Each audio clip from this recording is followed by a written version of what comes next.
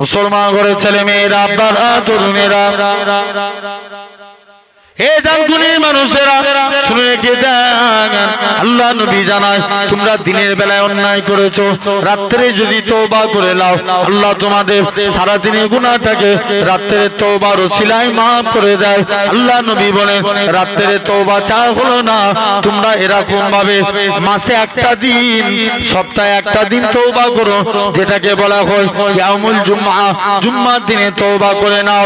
হে নওজোয়ান যুবকেরা, আল্লাহ নবী জানিয়েছেন জুম্মার দিনে তওবা চা হলো না, তোমরা মাসে একটা দিন তওবা করে নাও, মাসেও তওবা চা হলো না, তোমরা বছরে এক একটা দিন তওবা করে নাও। যখনই এই বছরে এক একটা দিন আল্লাহর কাছে কেঁদে কেঁদে তওবা চেয়ে নেব, আমার আল্লাহ তাদের জীবনের গুনাহটাকে আমার আল্লাহ ক্ষমা করে দিবে। যেমন লাইলাতুল কদর, লাইলাতুল বারাত, লাইলাতুল মিরাজ, এই রজনীতে তওবা চাও, ভাগ্য পরিবর্তনের রাত, আল্লাহ জীবনের গুনাহকে maaf করে দিবে। তবে জানবেন তওবা চাইতে হলে এর জন্য শর্ত আছে। আল্লামা, এটা আমার কথা বলি না, আমি আমার মন গড়াও কথা বলি না, যতটুকু কথা বলি কিতাব থেকে। আল্লামা রুমি রহমাতুল্লাহ আলাইহি বলছেন তওবা কবুল হওয়ার জন্য শর্ত হচ্ছে তিনটে। কটা? জোর করে বলো। তিনটা। এক নাম্বার, আপনি যখন তওবা চাইবেন মনে মনে নিয়ত করেন যে মুখে তওবা করবেন আর মনে নিয়ত করবেন আল্লাহ কবুল করছে। যুবক শুনছো, এগুলো অনেক উপকারে আসবে তোমাদের। মুখে তওবা চাইবা আর মনে কি নিয়ত করব? কথা বলো একটু জোর করে। আল্লাহ তওবাকে কবুল করছেন, এটা এক নাম্বার। দুই নাম্বার, তুমি যে গুনাহটার জন্য তওবা চাইছো মনকে ধিক্কার দাও, আমার দ্বারা এত বড় গুনাহ হয়ে গেল, কি দিয়া? মনকে ধিক্কার দিয়া, এটা হলো দুই নাম্বার। তিন নাম্বার, যখন তুমি তওবা চাবে তখন মনে মনে এই প্রমিস করো, এই অঙ্গীকার করো যে আল্লাহ আমি যে গুনাহটার জন্য তওবা করছি আমি জীবনে আর এই অন্যায় কাজ করব না। যদি এই তওবা চা হয় আল্লাহ আপনার তওবাকে 100% কবুল করে দিবে। জোরে বলে। আর নালে মুখে শুধু বলছি গুনাহ করে এসেছি, বিড়ালের তওবা বুঝেন? হ্যাঁ, বাস্তব এখন আমাদের তওবা হয়ে গেছে এরকম যে আল্লাহ ওর টাকা মারবুনি, তওবা করলিছি, আবার ভাবছি এবারটা মেরে দিই তাহলে অনেক টাকার মালিক হয়ে যাবো। ভুল বলছি না ঠিক বলছি? কাজে দেয় না? এখন দেখবেন টাকা মারার কত ধান্দা বেরিয়েছে।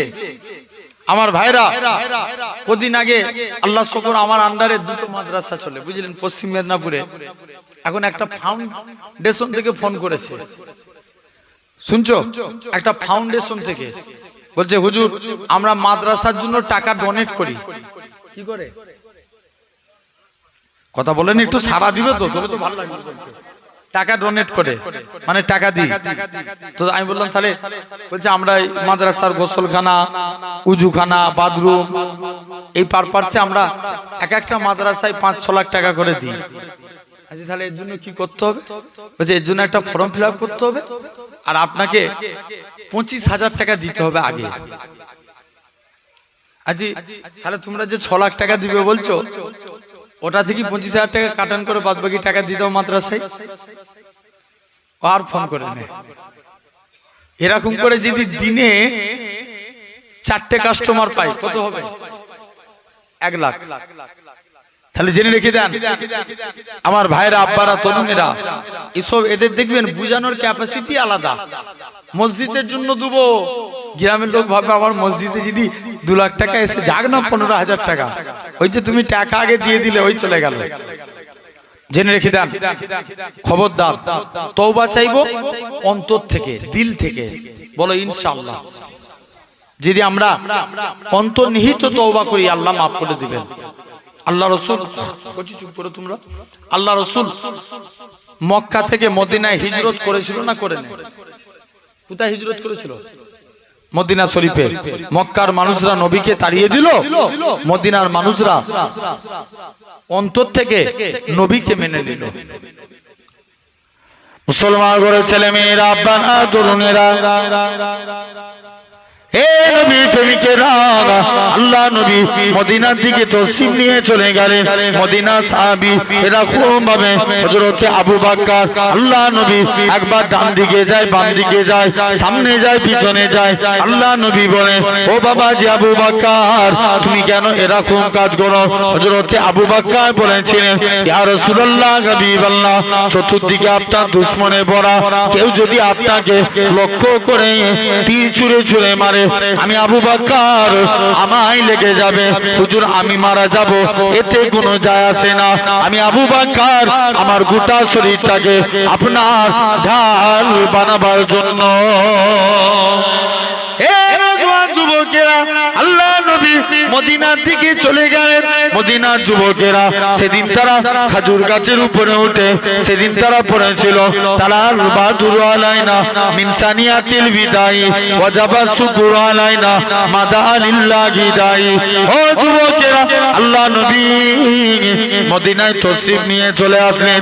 মদিনার যুবকেরা আল্লাহ নবীকে গোল করে ঘেরাও করে নিল। আল্লাহ নবী বলে, হে মদিনা মানুষেরা, তোমরা আমি নবী আমাকে কতটা ভালোবাসবে? মদিনার যুবকেরা, মদিনার তরুণীরা বলেছিল, ওগো নবী, মনে কষ্ট নেবেন না, যতক্ষণ আমাদের শরীরে জানটুকু বেঁচে থাকবে আপনার ক্ষতি হতে দেব না।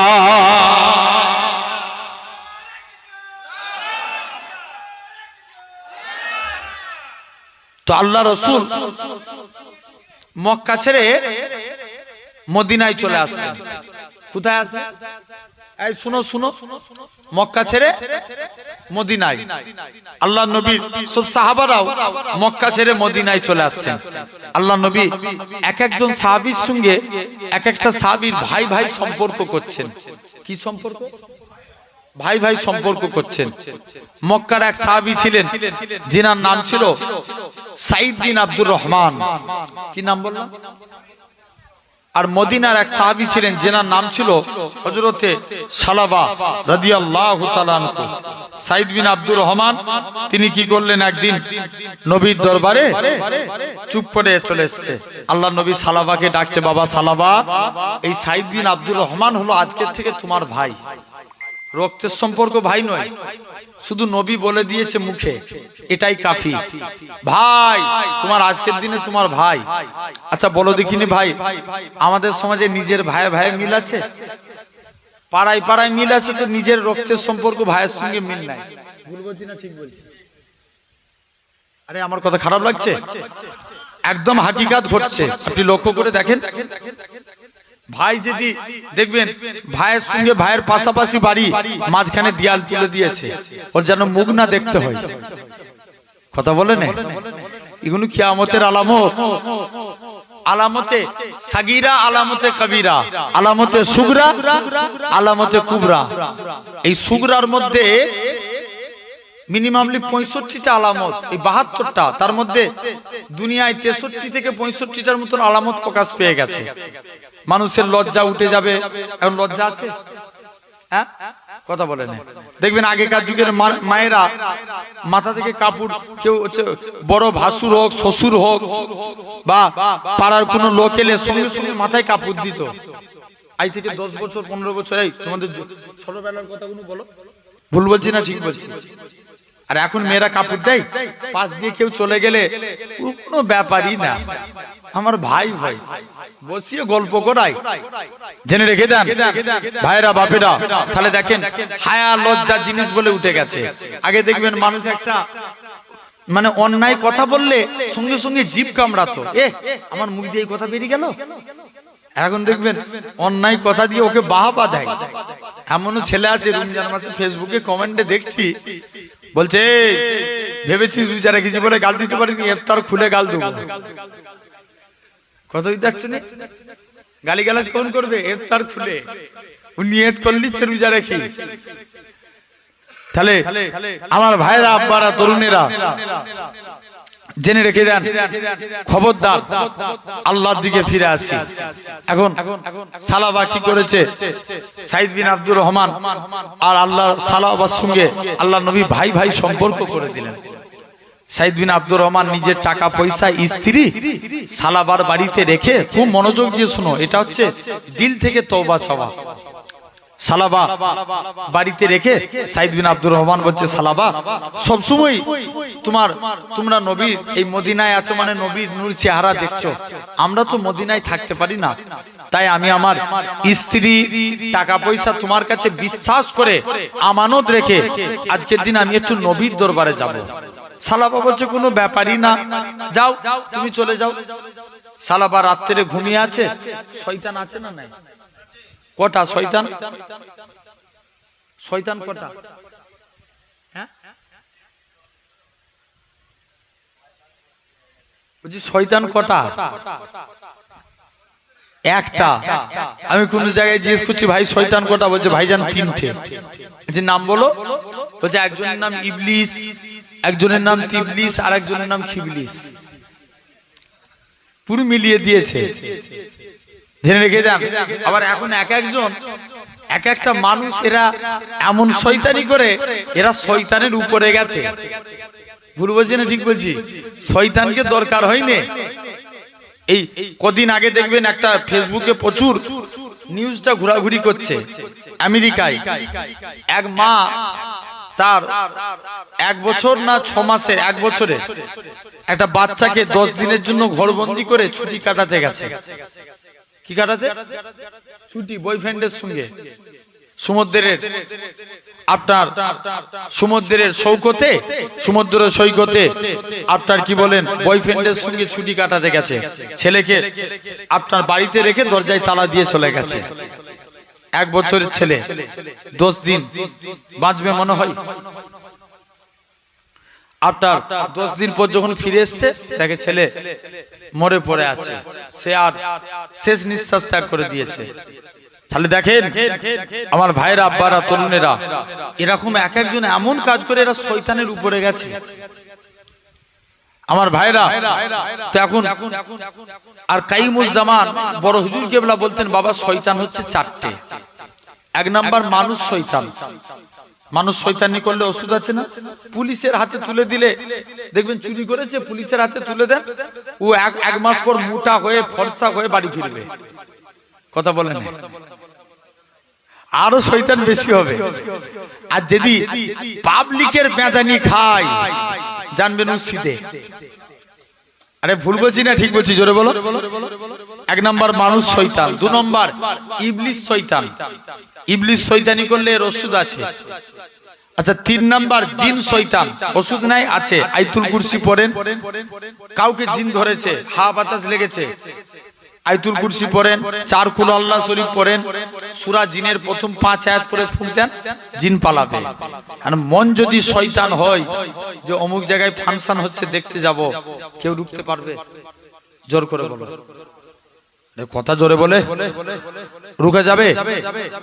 মন যদি চায় অমুকের ক্ষতি করব, কেউ রুখতে পারবে? রুখতে পারবে না। এই মনকে রুখতে গেলে আল্লাহ নামে জিকির করতে হবে।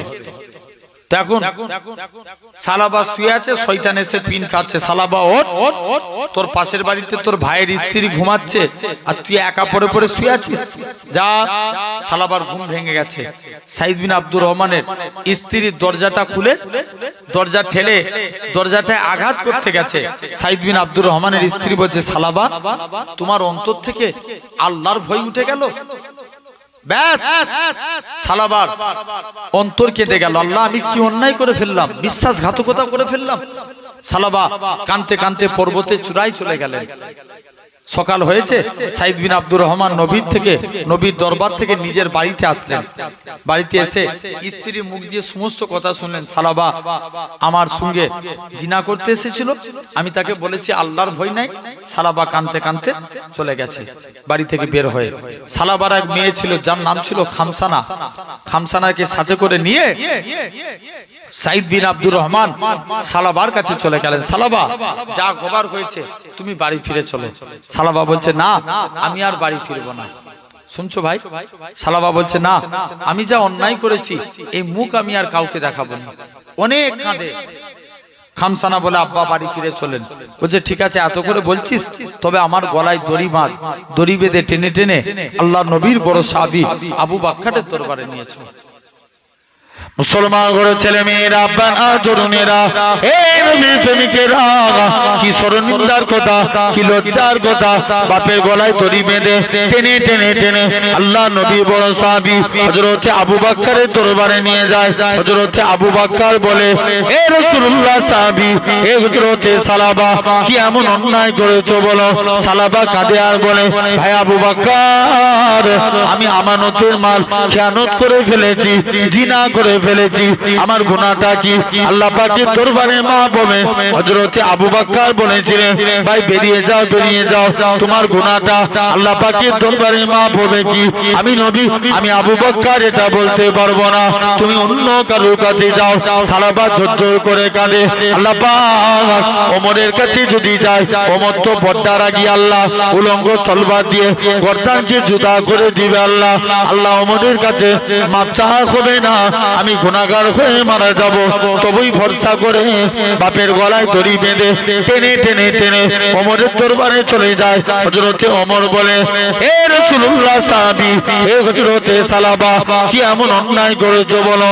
সালাবা কাঁদে আর বলে, ভাই ওমর রে, আমি আমানতের মাল খেয়ানত করে ফেলেছি, জিনা করে ফেলেছি, আমার গুনাহটা কি আল্লাহ পাকের দরবারে মাফ হবে। হযরতে ওমর বলে, বেরিয়ে যাও, বেরিয়ে যাও, তোমার গুনাহটা আল্লাহ পাকের দরবারে মাফ হবে কি এটা আমি ওমর জানি না, তুমি এখান থেকে চলে যাও। হযরতে উসমানের কাছে যায়, তিনিও তাড়িয়ে দেয়। হযরতে আলীর কাছে যায়, তিনিও তাড়িয়ে দেয়। মনে মনে করে আল্লাহ পাক আবু বকরের কাছে গেলাম, সেও তাড়িয়ে দিল। ওমরের কাছে গেলাম, সেও তাড়িয়ে দিল। উসমানের কাছে গেলাম, সেও তাড়িয়ে দিল। আলীর কাছে গেলাম, সেও তাড়িয়ে দিল। মনে বড় আশা করলো, আল্লাহ পাক নবীর কাছে যাব, যদি নবী তাড়িয়ে দেয় এই মুখ খানা আমি আর কাউকে দেখাবো না। ও যুবকেরা, ও মুরব্বী বাপেরা, এরকম ভাবে বাপের গলায় দড়ি বেঁধে টেনে টেনে টেনে আল্লাহ নবী সাহাবী হযরতে সালাবাকে রাসূলুল্লাহ দরবারে নিয়ে যায়। আল্লাহ নবী বলে, হে মা খামসানা, আমার সাহাবীর সঙ্গে এরকম ব্যবহার কেন করেছো মা। সালাবা কাঁদে আর বলে, ইয়া রাসূলুল্লাহ হাবিবাল্লাহ, ইয়া রাসূলুল্লাহ হাবিবাল্লাহ, হুজুর আমি আমানতের মাল খেয়ানত করে ফেলেছি, জিনা করে ফেলেছি, আমার গুনাহটা কি আল্লাহ পাকের দরবারে মাফ হবে। আল্লাহ নবী বলে, বাবা সালাবা, বেরিয়ে যাও, বেরিয়ে যাও, তোমার গুনাহটা আল্লাহ পাকের দরবারে মাফ হবে কি আমি নবী এটা বলতে পারবো না, তুমি এখান থেকে চলে যাও। সালাবা ঝরঝর করে কাঁদে। আল্লাহ পাক আবু বকরের কাছে গেলাম, সেও তাড়িয়ে দিল। ওমরের কাছে গেলাম, সেও তাড়িয়ে দিল। উসমানের কাছে গেলাম, সেও তাড়িয়ে দিল। আলীর কাছে গেলাম, সেও তাড়িয়ে দিল। আল্লাহ নবীর কাছে গেলাম, মনে বড় আশা ছিল আল্লাহ নবী অন্তত দেখবে। আল্লাহ নবীও তাড়িয়ে দিয়েছে। এখন একমাত্র আপনি ভরসা। আপনি নাকি কুরআন পাক ইরশাদ করেছেন, ওমাই ইয়াতাকাল আলাল্লাহি ফাহুয়া হাসবু, যে বান্দা নাকি আল্লাহ আপনার উপরে ভরসা করে আপনি তার জন্য যথেষ্ট হয়ে যান। আল্লাহ পাক, আমি আপনার গুনাহগার বান্দা, আমি আপনার পাপী বান্দা, আপনার উপরে ভরসা করে রইলাম। এ নওজোয়ান যুবকেরা, হযরতে সালাবা এরকম ভাবে 40 দিন সিজদায় পড়ে কাঁদতে লাগে। এরকম ভাবে 40 দিন কেটে গেল। আমার আল্লাহ পাক জিবরাইল আমিনকে পাঠিয়ে দিলেন, এ হযরতে জিবরাইল, চলে যাও, চলে যাও, আমার রাসূলুল্লাহকে জানিয়ে দাও ওই সালাবার জীবনের গুনাহটাকে আমি আল্লাহ ক্ষমা করে দিয়েছি। আল্লাহ নবী দুইজন সাহাবীকে পাঠালেন, যার নাম ছিল হযরতে সালমান ফারসি আর আলী। দুজন মিলে সালাবাকে খুঁজে খুঁজে একটা জঙ্গলে চলে গেলেন। জঙ্গল থেকে সালাবাকে পেলেন। সালাবা সিজদায় পড়ে কাঁদে। হযরতে আলী সালাবা সিজদা থেকে মাথা তুলো, আল্লাহ তোমায় মাফ করে দিয়েছে, রাসূলুল্লাহ তোমাকে ডেকেছে। সালাবা নবীর দরবারে আসলেন। যেই টাইমটা হলো ওই টাইমটা হলো ফজরের টাইম।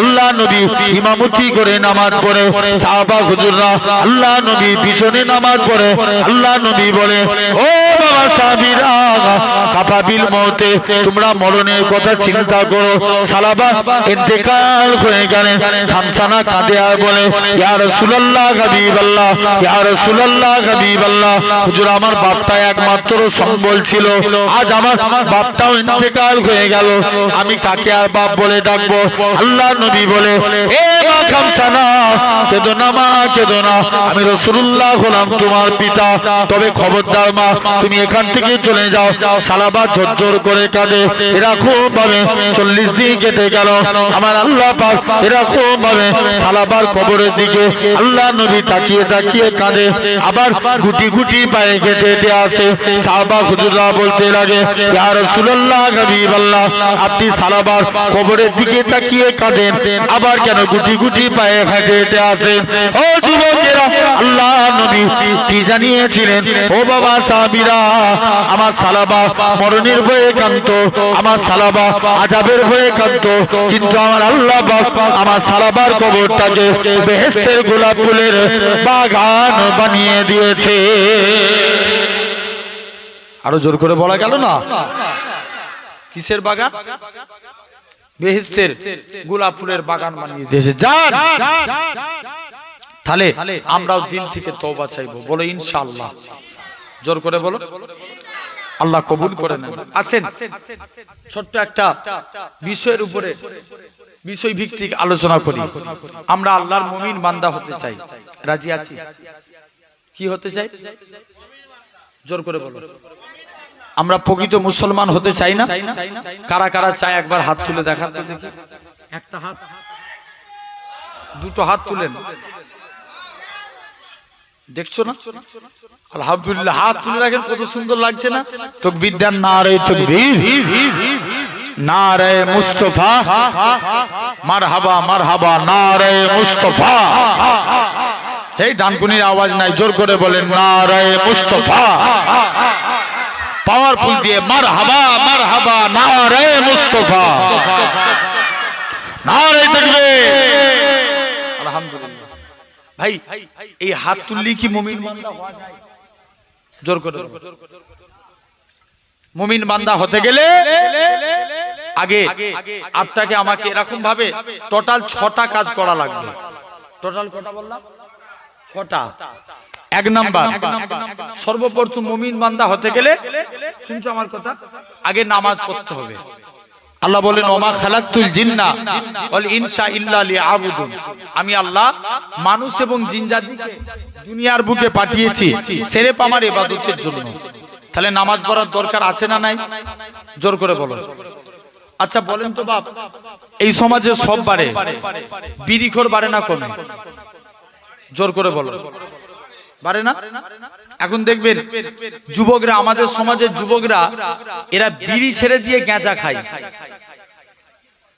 ভুল বলছি আমি কথা বলে না আচ্ছা আমরা মসজিদে গিয়ে জামাতের সঙ্গে কি পড়ি নামাজ পড়ি আমাদের দেখবেন ঘরে কিছু কিছু যুবক আছে ও যদি একা বেরোয় বন্ধুকে ফোন করছে তুই এখন আসিস না যাবনি রে ভাই আমার জানটা ভালো নয় আজকে তুই না এলে তোর সঙ্গে কথাই বলবো নি ও যদি গুনাহ না করতেও চায় ওকে জোর করে টেনে নিয়ে যাবে কথা বলে না জোর করে টেনে বলে চো ওরা দেখবেন 4 জন 5 জন মিলে এক জায়গায় গোল টেবিল হয়ে বসে বিড়ি টানবে কি টান আছে না গাঁজা খাই জেনে রেখে দেন এই বিড়ি খেলে একটা আলামত হয় ঠোঁট কালো হয় কি হয় জোর করে বলো ঠোঁট কালো হয় বলেন আমার ভাইয়েরা আব্বারা দেখবেন এখন বিড়ি সিগারেট গাঁজায় ভরে গেছে সমাজ ভুল বলছি না ঠিক বলছি আমার ভাইরা তাহলে দেখেন 2 নাম্বার আমি এই জন্য একটু एग्जांपल দিচ্ছি 2 নাম্বার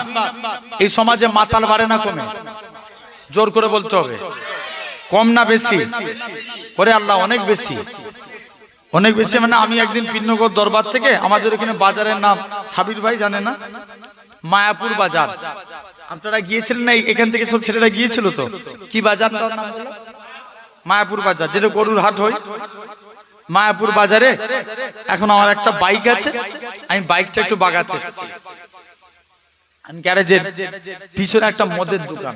কিসের দোকান? মদের। আমাদের সজাতির একটা ছেলে মদ কিনে দেখবেন এক একজনের স্যুটের পকেট অনেক বড় বড় হয়। মদ স্যুটের পকেটে ঢুকিয়ে আমি গ্যারেজে গাড়ি বাগাচ্ছি, মিস্ত্রির সঙ্গে কথা বলছি, কারণ আমাকে এসে সালাম দিচ্ছে, আসসালামু আলাইকুম ভাইজান। ওয়ালাইকুম আসসালাম। কি ব্যাপার? ভাইজান আমি কিছু খাবো, গরিব মানুষ, আমায় কিছু টাকা দান করেন তো। আমি পকেটে হাতও দিয়ে দিচ্ছি ওকে দান করবো বলে। লক্ষ্য পড়ে গেল ওর পকেটের দিকে, উঁচু পাড়া, দেখবেন বোতল থাকলে বুঝে যায় না পকেটে। আরে কথা বলবে তো একটু, বুঝা যায়। আমি জিজ্ঞেস করছি, এই তুই এটা কি নিয়ে যাচ্ছিস? বলছে ভাইজান আল্লাহর কসম আমি মদ খাইনি, বিয়ার খাচ্ছি।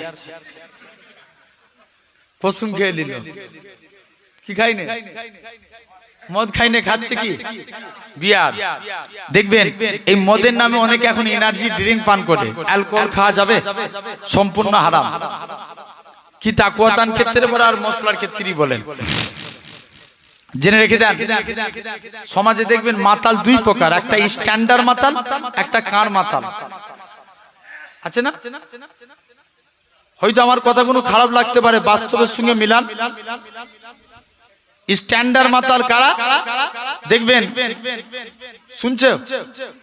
আমাদের ওই সাইডে একটা লোক আছে, তার স্ত্রী আর মদ খাওয়ার জন্য, মদ ছাড়ানোর জন্য তাবিজ করতে এসছে। কি ছাড়ানোর জন্য? মদ ছাড়া। খুব ভালো করে মনোযোগ দিয়ে শুনো। ওরা প্রচুর গরিব। স্বামী যদি কোনো কাজ না করে দিনরাত যদি, শুনছো আমার কথা? এখানে অনেক শিক্ষার বিষয়। স্বামী যদি কোনো কাজ না করে আর দিনরাত মদ খেয়ে খেয়ে ওই রাস্তায় পড়ে থাকে, ওর সংসার চলবে? সংসার চলা মুশকিল। আমি জিজ্ঞেস করছি তাহলে ও তো ইনকাম করে না, ওর মদ কি করে জুয়ায়? বলছে ভাইজান বুঝবেন না, আমাদের সমাজে সব মাতাল এক না, কিছু কিছু আছে, কিছু কিছু মাতালের পেস্টিক আছে, মানে বুঝেন না, মান সম্মান আছে। ওরা নিজেরা দোকানে কিনতে যায় না, এদের মতন যায়, যা ওরা 4 জন 5 জন মিলে খাবে, বলবে যা 5 জন আমরা আছি, তোর একটা ছটা কিনে নিয়ে চলে। আর এর তো সব জায়গায় মানে অ্যালাউ, এ তো কোনো লজ্জা নাই, সব জায়গায় অ্যালাউ। এরা হচ্ছে স্ট্যান্ডার্ড মাতাল, কেউ না দেখতে পায়। দেখতে পায় কে? জোরে বলেন আল্লাহ। এই মদ খাওয়া অবস্থায় তালাক দিলে তালাক হবে না? হবে না?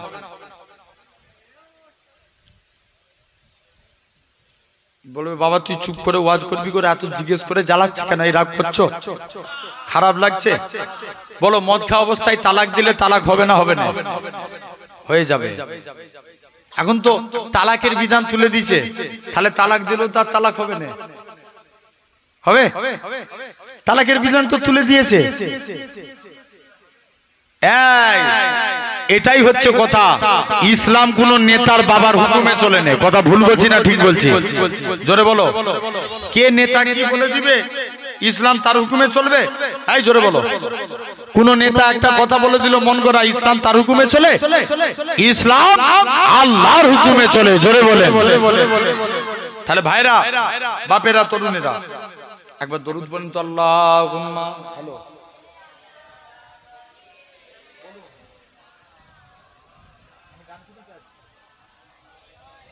ঠিক আছে।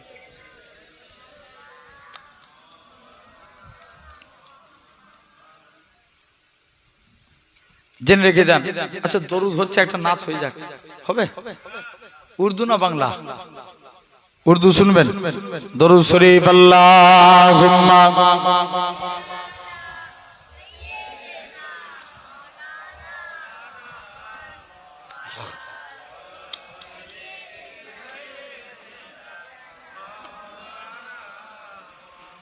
तुम सिर्फ बसर हो या नूर खुदा हो, तुम आखिर क्या हो या नबी, तुम आखिर क्या हो। जोरे बोलबे ना, প্যান্ডেল ফেটে যাবে। আল্লাহ আরো জোরে বলো। तुम सिर्फ बसर हो या नूर खुदा हो, तुम आखिर क्या हो या नबी, तुम आखिर क्या हो। कुरान भी तुम्हारा खुद मदह सरा हो, तुम आखिर क्या हो या नबी, तुम आखिर क्या हो। जिब्रील बोले एक तारा देखा जिब्रील बोले एक तारा देखा फरमाया नबी ने वो तारा मैं था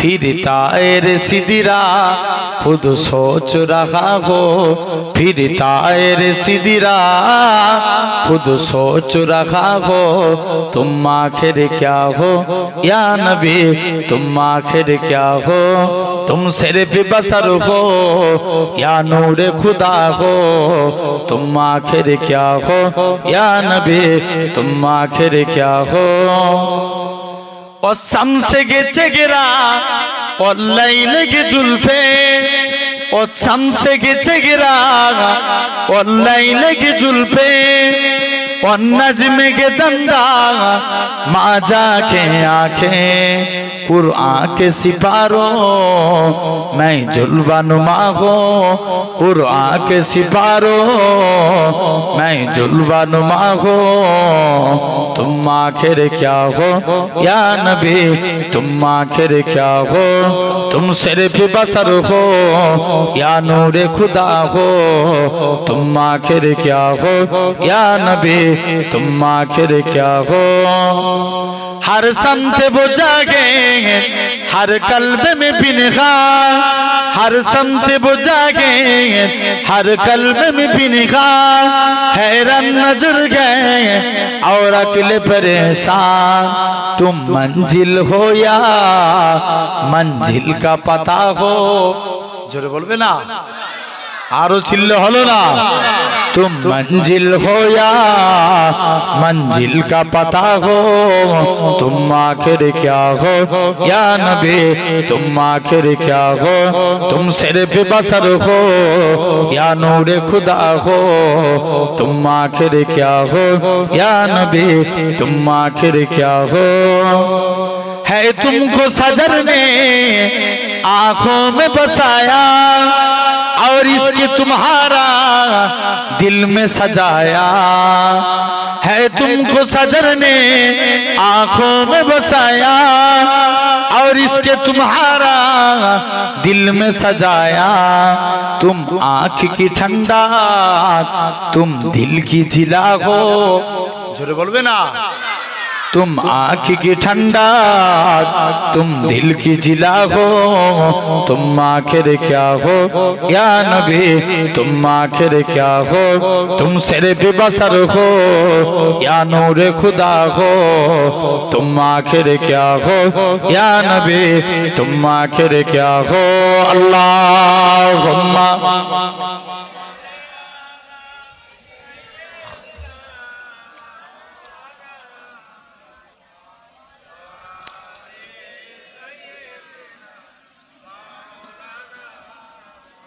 আমার ভাইরা আব্বারা তরুণীরা তাহলে মদ খাওয়া অবস্থায় তালাক দিলে কি হবে তালাক হয়ে যাবে বাদশা হারুনুর রশিদ তিনি খুব মনোযোগ দিয়ে কথাটা শোনো বাদশা হারুনুর রশিদ তিনি একদিন ঘোষণা করছে আমার স্ত্রী চাঁদের থেকেও সুন্দর কিসের থেকে চাঁদের চেয়ে সুন্দর এখন বলছে যদি আমার কথা সত্য প্রমাণিত না হয় আমার স্ত্রী 3 তালাক আচ্ছা বলো তো তালাক হবে না হবে না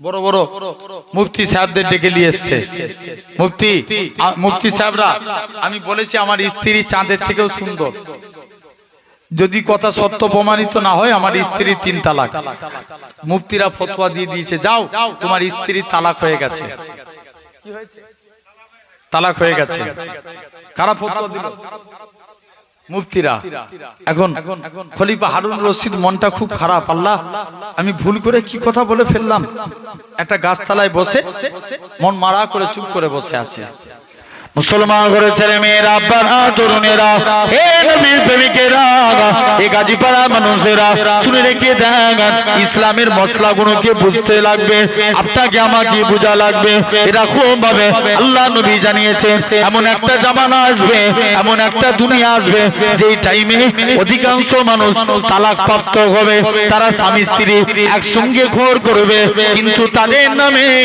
জিনার গুনাহ লেখা হবে অনেকে কোথায় কোথায় তালাক দিয়ে ফেলবে, অনেকে কথায় কথায় রাগ করে এরকম ভাবে তালাক দিবে, আবার ওই মেয়েটাকে নিয়ে সংসার করবে, এদের নামে জিনার গুনাহ লেখা হবে।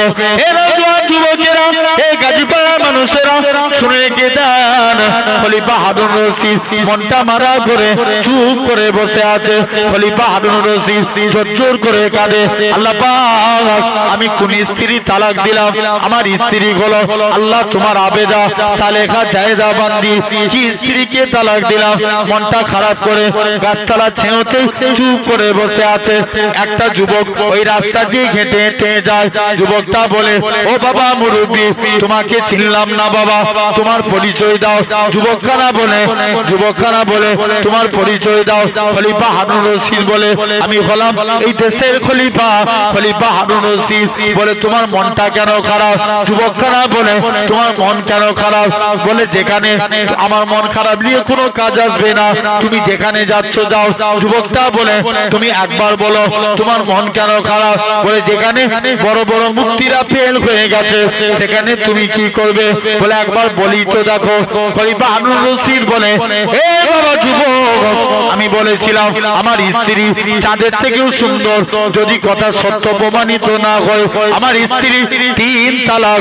যুবকখানা বলতে লাগে, ও খলিফা হারুন রশিদ, তোমার স্ত্রী, আমি যুবক কথা দিলাম, কে ফতোয়া দিয়েছে জানি না, তবে আমি যুবক বলে দিলাম, এখানে তোমার স্ত্রী তালাক হয় না। মুফতিরা ফতোয়া কি দিয়েছে? আর যুবক কি বলছে? তালাক হয়নি। তাহলে একদল বলছে তালাক হয়ে গেছে, একদল বলছে তালাক হয়নি। খলিফা বলছে, আসেন সমাধান কি হবে? সমাধান করে যেতে হবে তো নাকি? না এখানে রেখে দিতে হবে? জেনে রেখে দেন। এখন খলিফা হারুন রশিদ বলছে, তোমার কাছে দলিল আছে? বলছে, দলিল না থাকলে বলি। বলছে, চলো। বলছে, তবে ঠিক আছে, আমার কিছু শর্ত আছে। বলছে, বলো তোমার শর্ত কি? বলছে, আজকের দিনে মাগরিবের নামাজ আমি যুবক পড়াবো। কে বলছে? যুবকটা বলছে। এখন কোথায় পড়াবো? তোমার রাজ দরবারে, আর সব মুফতিদেরকে আমার পিছনে নামাজ পড়তে হবে। বলছে, ঠিক আছে। আর যুবক এসে মাগরিবের নামাজ পড়াচ্ছে। আচ্ছা, মাগরিবের নামাজ জোরে পড়াতে হয় না আস্তে? জোর করে বলো। জোরে জোরে পড়াতে হয়। আলহামদুলিল্লাহ বললেন, আলহামদুলিল্লাহ পরে সূরা 3 পড়ছেন। পড়তে পড়তে বলছেন, লাকাদ খালাকনাল ইনসান ফি হাসানে তাকবীম। এটা না বলে বলছে লাকাদ খালাকনাল কামার ফি হাসানে তাকবীম। আচ্ছা, ইমাম যদি নামাজে ভুল করে মুক্তাকিদা কি বলবে? লগমা দিবে না? কি বলবে? আল্লাহু আকবার। সব মুফতিরা লগমা দিচ্ছে, আল্লাহু আকবার। যুবক আবার পড়ছে আলহামদুলিল্লাহ, আবার সূরা 3 পড়তে পড়তে বলছে লাকাদ খালাকনাল কামার, আবার বলছে আল্লাহু আকবার। আচ্ছা, এই কামার মানে কি জানা আছে? কামার মানে জানা আছে? আরে হ্যাঁ না বলো, জানা নাই। আমি কোন এক জায়গায় জিজ্ঞেস করছি, ভাইজান কামার মানে কি? বলছে, ভাইজান যারা সেই লোহা পিটায়। আমি বল, ওদের নাম আল্লাহ কোরআনে বলছে। বলছে, জি এই তো কামার বলেছে আল্লাহ, লোহা পিটাই যারা। কামার মানে চাঁদ। কামার মানে কি? চাঁদ। আর ইনসান মানে ইয়েস, মানুষ। এখন আয়াত আছে লাকাদ খালাকনাল ইনসান ফি হাসানে তাকবীম। যুবক এটা না বলে বলছে লাকাদ খালাকনাল কামার। আবার নামাজ আল্লাহু আকবার বলছে, লাস্টে গেলে বললেন লাকাদ খালাকনাল ইনসান ফি হাসানে তাকবীম। যুবক নামাজ শেষ করলেন। সব মুফতিরা জিজ্ঞেস করছে, তুমি নামাজ পড়তে জানোনি তো নামাজ পড়তে দাঁড়িয়ে গেছো কেন? বলছে, না আমি তো ঠিকই নামাজ পড়াচ্ছি। বলছে, তুমি এত ভুল করছো কেন? বলছে, আমি ভুল করিনি, ভুল তো আপনারা করেছেন। বলছে, কেমন? বলছে, আপনারা ভুল করেছেন এটাই যে আপনারা বলেছেন চাঁদ সুন্দর, কিন্তু আল্লাহ তো চাঁদ সুন্দর বলে না। আল্লাহ কোরআনের মধ্যে বলছেন লাকাদ খালাকনাল ইনসান ফি হাসানে তাকবীম। আল্লাহ মানুষ জাতিকে সুন্দর করেছে, তাই খলিফার স্ত্রী তালাক হয় না। জোরে বলে, আরো জোরে বলা গেল না? তাহলে দেখো, এই সমাজে মাতাল ভরে গেছে। আমি কদিন আগে একটা নিউজ দেখছিলাম, বাংলাদেশে একজন মদের দোকান করে হুজুরকে নিয়ে গেছে দোয়া চাইতে। কাকে জানে বেচা কিনা ভালো হয়। হুজুর দোয়া চাইছে, আল্লাহ আমার ভাই অনেক কষ্ট করে, হুজুর তো জানে আমার পকেট গরম হবে। হুজুর বলছে, আল্লাহ আমার ভাই অনেক কষ্ট করে দোকান করেছে, আল্লাহ তুমি এর দোকানে বরকত দাও। তাহলে এই দোয়া চা যাবে? এই মদ খেলে একটা আলামত হয়, আপনার চোখ লাল, জোর করে বলো, চোখ লাল হয়। আচ্ছা বলেন তো বাপ, এই সমাজে লটারিখোর বাড়ে না কমে? ওরে আল্লাহ, অনেক বেড়ে গেছে। এখন এই সামনে দেগঙ্গা, আপনারা কখনো যদি যান, দেগঙ্গার আগে বেলিয়াঘাটা ব্রিজ, 8 থেকে 10টা লটারির দোকান। লটারির দোকানের নাম দিয়েছে এলাহি ভরসা। নাম কি? জোর করে বলো। এলাহি ভরসা নাম দিয়েছে, লটারির দোকান নাম দিয়েছে এলাহি ভরসা। আবার এমনও তো কম বক্তা আছে, ওরা লটারি কেটে আল্লাহর কাছে দোয়া চায়। কত যাচ্ছেন না? একজন দোয়া চাইছে, আল্লাহ তুমি কিছুদিন আগে আব্দুল করিমকে 50 লাখ দিয়েছো, এতে আল্লাহ আমার একটুও রাগ দেয়। আল্লাহ তুমি কিছুদিন আগে লটারিতে আব্দুল সত্তারকে 70 লাখ দিয়েছো, এতেও রাগ নাই। আল্লাহ এবারে তোমার নাম নিয়ে আমি লটারি কেটেছি আল্লাহর নামে। আল্লাহ তুমি যদি আমাকে একবার 1 কোটি টাকা পাইয়ে দাও, তোমার যে কি ইবাদত বন্দেগী করব আল্লাহ তুমি চিন্তা করে টের পাবে না। বলো দেখিনি, এই দোয়া চা যাবে? তাহলে এই লটারি কাটলে একটা আলামত হই, সে গরিব হয়ে যায়, জেনে রেখে দেন। আচ্ছা বলেন তো বাপ, আমার সমাজে সুদখোর বাড়ে না কমে? জোর করে বলো। আমরাও দেখবেন অনেকে হয়তো আমরাও এই ভুলটা করে ফেলি। ব্যাংকে দেখবেন, ব্যাংকের বই কম বেশি প্রত্যেকের আছে না নাই? আমি একটা বলে যাব সলিউশন, আপনারা পালন করবেন? আমি করি ভাই, আপনাদের বলছি, পালন হবে ইনশাল্লাহ। দেখবেন ব্যাংকের বই আপ টু ডেট করলে একটা লিখা উঠে ক্রেডিট ইন্টারেস্ট, হ্যাঁ কি না? কথা বলেন, কি লিখা উঠে? Credit interest. আচ্ছা ইন্টারেস্ট মানে কি? সুদ। সুদ খাওয়া হারাম আর দিয়াও কি হারাম। এখন বলো, তুমি টাকা তুলছো, দেখবে কোনোবারে 50 টাকা তুমি টাকা জমা রেখেছো, কোনোবারে 100 টাকা, কোনোবারে 75 টাকা, কোনোবারে 25 টাকা, এমন করে জমা হয়ে হয়ে হয়ে তোমার 2-3 হাজার টাকা হয়েছে। তুমি একবারে টাকা তুলে নিলে, ওদের মধ্যে তোমার মূল টাকাও থাকলো আর সুদের টাকাও থাকলো, এতে কি হলো? গুনাহ হলো।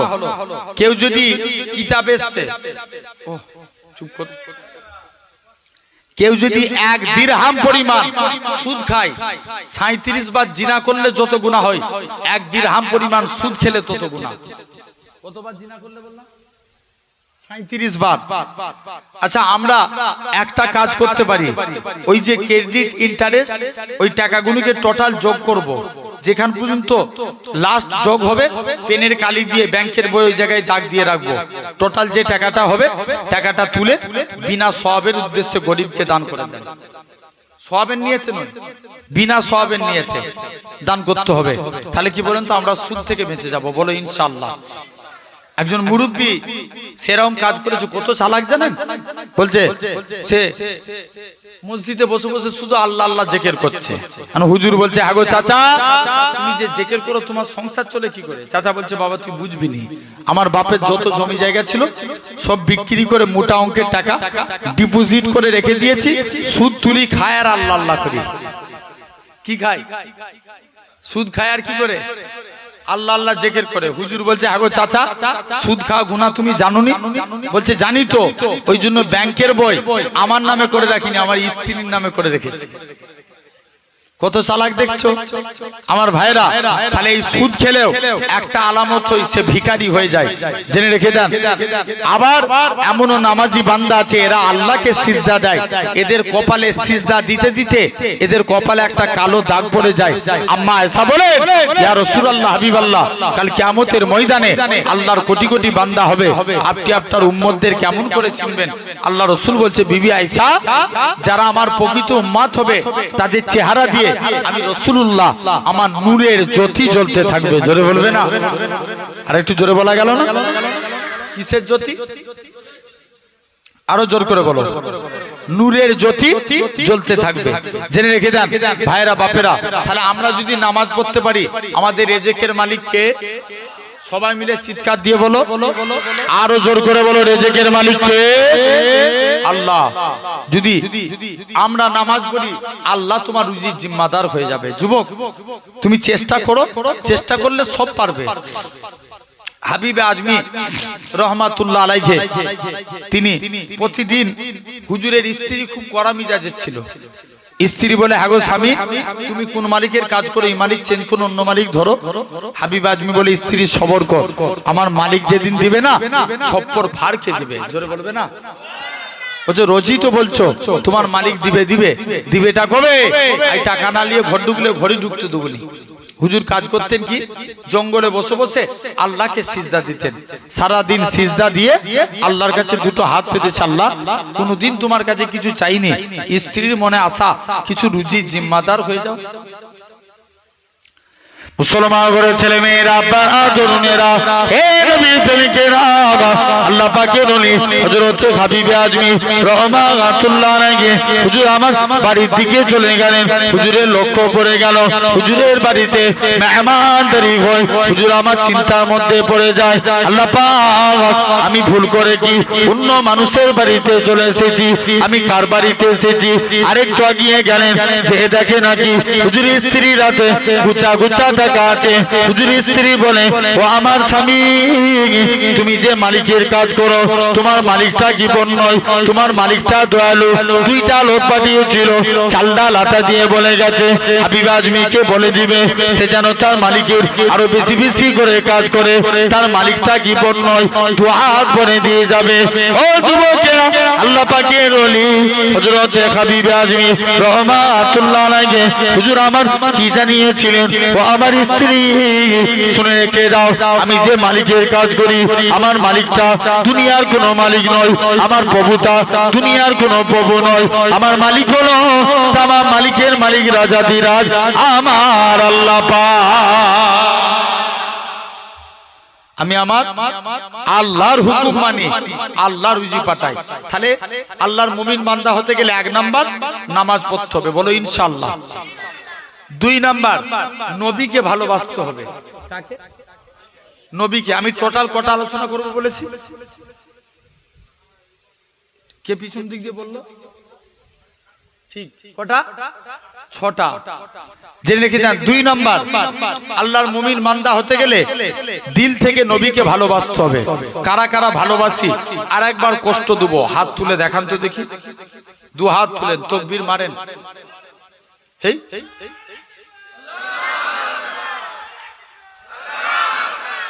নারায়ে মুস্তাফাটা কে বলবে? নারায়ে মুস্তাফা, নারায়ে মুস্তাফা। আলহামদুলিল্লাহ। এই যে হাত তুললাম, এটা নবীর জন্য হাত তুললাম না? আমরা নবীকে ভালোবাসি, হাত তুললাম তো, দেখলো কে? আল্লাহ।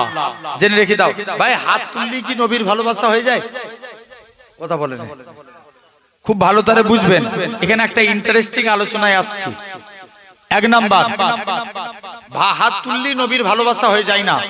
নবীকে ভালোবাসতে গেলে নবী বলছে মান হাব্বা সুন্নতি, যে আমার সুন্নতকে ভালোবাসলো, ফাকাদ আহাব্বানি, সে আমি নবী আমাকে ভালোবাসে। আরো জোরে বল। ওমান আহাব্বানি, যে আমি নবী আমাকে ভালোবাসলো, কানা মাই ফিল জান্নাত, আমি রাসূল কথা দিলাম তাকে জান্নাতে না নিয়ে যে আমি নবী আল্লাহর দয়ার জান্নাতে যাব না। তাহলে আগে কাকে ভালোবাসতে হবে? বলো বলো। যে আমি এই মাত্র বললাম না, নবীর ভালোবাসা তখনই হবে, নবী বলছে মান হাব্বা সুন্নতি, যে আমার সুন্নতকে ভালোবাসলো সে আমি নবী আমাকে ভালোবাসলো। এবার বলেন আগে কাকে ভালোবাসতে হবে? ইয়েস, আগে সুন্নাতকে। আচ্ছা, আমরা যদি দিনে একটা করে সুন্নত মানি, বছরে কটা মানা হবে? অঙ্ক জানেন? বলো না। 365। আচ্ছা দিন ছেড়ে দেন, মাসে যদি একটা মানি বছরে কটা হবে? 12টা। মাসে একটা করে মানবেন, বলেন ইনশাআল্লাহ হবে তো? আমার সব ভাইয়েরা বসে আছেন, আল্লাহ শকর করে বলছি। কি ভাবছেন? এমনও আমি গত বছরে ধরেন এই এই বছরে দাওয়াতে গেছিলাম, মানে গত বছরে দাওয়াতে গেছি, একজনকে বলেছি চাচা হাত তুলেন, একজন মজলিস থেকে যে দাড়ি রাখবো, একজন হাত তুলে বলেছিল যে দাড়ি রাখবো। কথা বুঝতে পারছেন না? এখানেও আছে, এখানেও বলেছিলাম না, আমি এটা 24 পরগনার কথা বলছি আমি।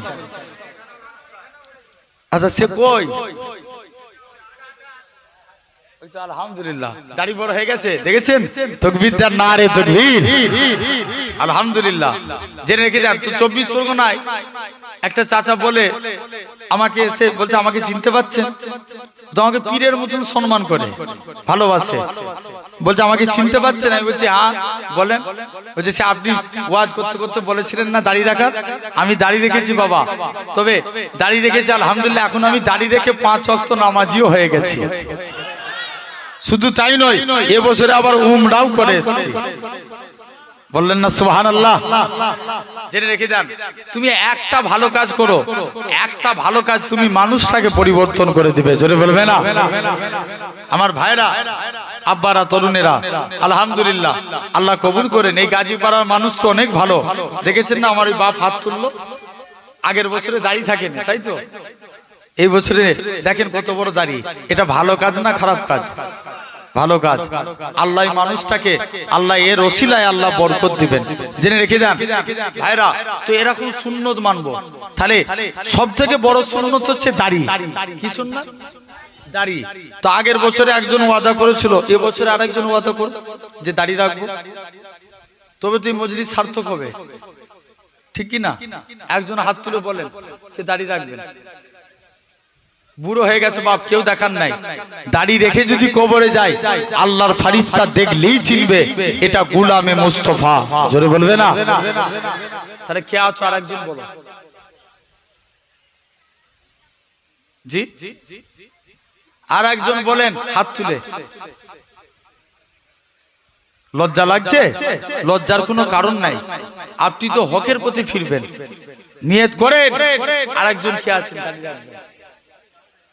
বুড়ো হয়ে গেছেন বাপ, কেউ দেখার নাই, বিশ্বাস করেন আপনাকে দেখার কেউ নাই। আপনি যদি, কারণ বয়স হয়ে গেছে, আর কদিন বাঁচবেন বলেন? কিন্তু যদি এই দাড়ি রাখতে পারি, নবীর সুন্নতের কাজ করতে পারি, এটার ওসিলায় নাজাত পেয়ে যাব। জোরে বলেন। কেউ আছেন? লাস্ট বার বলছি, একজন হাত তুলে বলেন দাড়ি রাখবো।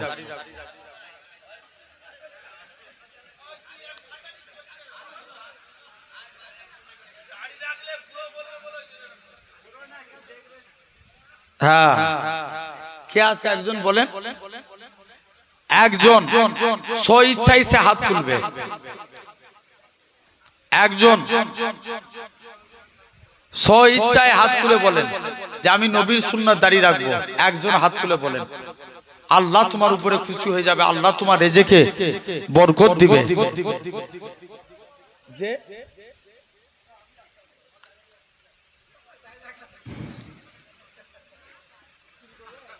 বলেন লাস্ট বার বলছি, একজন কি আছেন আল্লাহর উপরে ভরসা করে নবীর সুন্নাত দাড়ি রাখেন, আল্লাহ আপনাকে কবুল করে নেবেন? কে আছেন? একজন হাত তুলে বলেন নবীর সুন্নাত দাড়ি রাখবেন। আচ্ছা বলেন তো, শিখ ধর্মের একজন নেতা ছিল, যে নেতার নাম ছিল গুরু নানক। কি নাম বললাম? গুরু নানক। নানকজি বলেছিল তোমরা যারা আমার অনুসারী হবে মাথায় পাগড়ি, মুখে দাড়ি রাখবে। আচ্ছা বলেন তো, যত শিখ পাঞ্জাবি মডেল সব দেখবেন মাথায় পাগড়ি, মুখে দাড়ি রাখে, তারা তাদের নেতার অনুসরণ করে, আর আমরা আমাদের নেতার সুন্নাত দাড়িটা রাখতে পারবো না? ভাই আমিও তো যুবক, বলবেন হুজুর তুমি ওয়াজ করছো বলে দাড়ি রেখেছো। বিশ্বাস করেন আমি যখন মাধ্যমিকে পড়ি, মানে আলেম যেটাকে বলা হয়, আলেম পাস, যখন আলেম পড়ছি তখন দাড়ি বেরিয়েছে, তখন থেকে দাড়ি রেখে দিয়েছি। তাই তখন তো আমি ওয়াজি করতাম না। বলেন কে আছেন? আমার ভাইরা, এই দাড়ি রাখলে জেনে রাখবেন, দাড়ি রেখে যদি কবরে যেতে পারেন, আর বিনা দাড়ি রাখায় কবরে যায় আযাব বেশি। দাড়ি রেখে কবরে গেলে আল্লাহর ফারিস্তারা নবীর গোলাম বলে ছেড়ে দিবে। জোরে বলেন। কে আছে? একজন হাত তুলে বলো।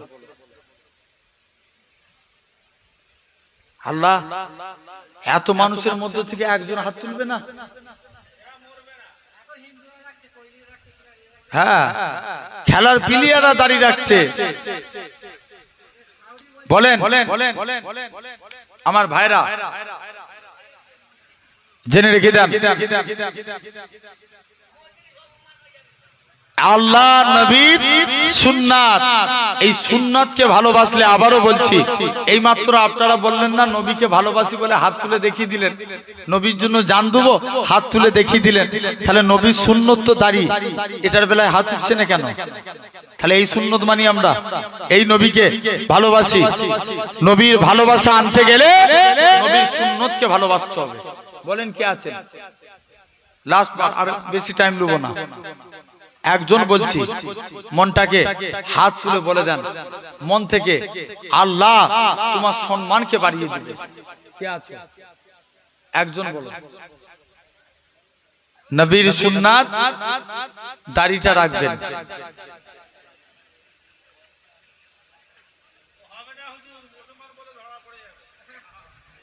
আল্লাহু আকবার।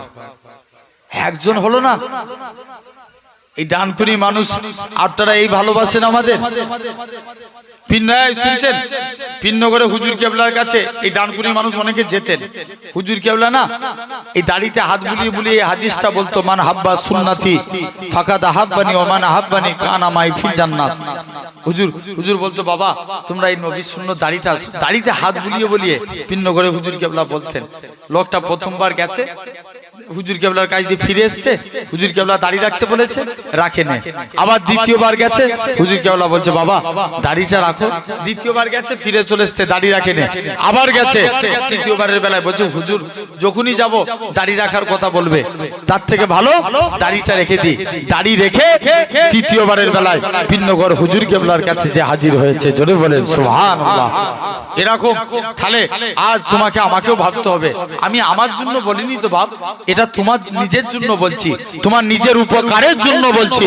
যদি এই দাড়ি কার কোন মুহূর্তে মরণ হয়ে যাবে কেউ বলতে পারবো? তাহলে কি ভেবে নিয়েছে আমরা মরবুনি? তাহলে মরণের কথা চিন্তা করে তুমি হয়তো ভাবছো যে যেদিনে দাড়ি রাখার মতো কাজ করব সেদিনে দাড়ি রাখবো, তুমি মোটেও রাখতে পারবে না। ওই করে করে কবরে চলে যাব, দাড়ি রাখতে পারবে না। কারণ তুমি যদি দাড়ি রাখো, দাড়ি তোমাকে অন্যায় কাজ থেকে দূরে সরাবে। বুড়ো হয়ে গেছেন, চুল দাড়ি পেকে গেছে, কবরে যাবার সময় চলে এসছে আমাদের। বলেন কে আছেন? একজন হাত তুলে বলেন নবীর সুন্নত দাড়ি রাখবো। কেউ হবে?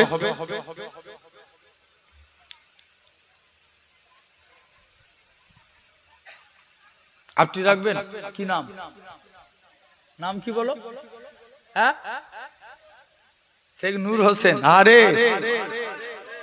জহুর হোসেন, জহুর হোসেন দাড়ি রাখতে পারলো, তবে এখানে মুরব্বী গুনু দাড়ি রাখবে না। জেনে রেখে দেন বাপেরা, আব্বারা, তরুণের, আমার জহুর ভাই বলেন জিন্দাবাদ। জোর করে তাকবীর দেন না, আরে তাকবীর, আরো জোর করে দেন।